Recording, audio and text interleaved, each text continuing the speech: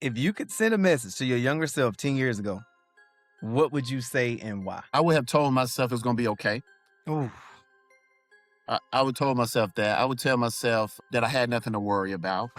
I would tell myself the thoughts I wasn't crazy. You know, the things that, go through your mind when you are trying to create something that is not present. Yeah. And so the interesting thing about it is that I don't necessarily have a love for culinary. And so what people the misconception is that people believe that I'm a chef. But no, that's not the side of it that I fell in love with. I fell more in love with, I'm a businessman. Now, this is in a point where this is the recession happening. I'm hemorrhaging money like crazy, and I'm trying to save this restaurant. I had to close that restaurant down.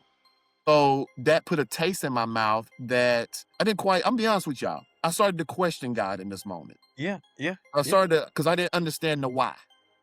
I only had 5,000 when I needed 300,000. You made that possible. You had me blow up. You had me win all these accolades. You had me do this. You had me do that.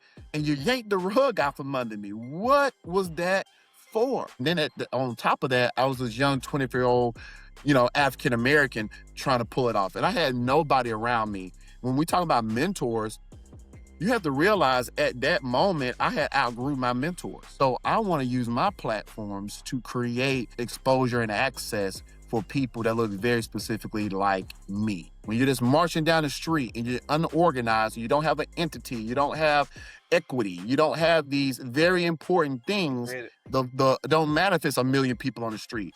The voice is quiet, but if we got ownership, so we own parts of downtowns, and we have this, we have that, we have our own schools, we have this and this and that. Now we have our own chamber of commerces.